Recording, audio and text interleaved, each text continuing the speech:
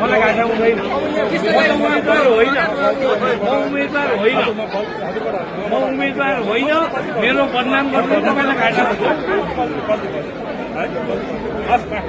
मसँग म पर्दैन तर मेरो विरुद्ध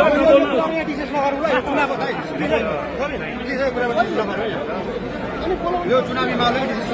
विशेष गरेकै छैन चुनावी माहौललाई सम्पन्न बनाऊ भन्ने हाम्रो जारी छ।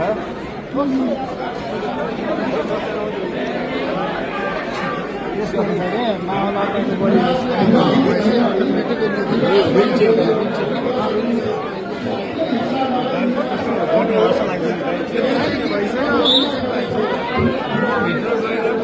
खानेकुरा मगाउँ भनेर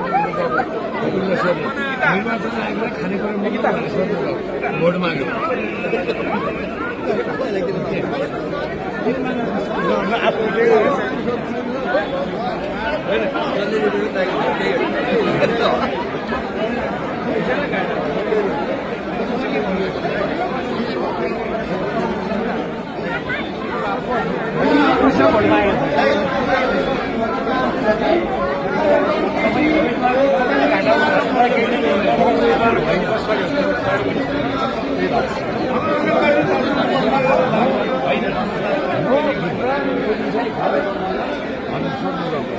निर्वाचन आयोगलाई के थाहा छैन मैले पठाइदिउँ भनेर सोध्नु सक्छ यो अरू बेला लम्बी छ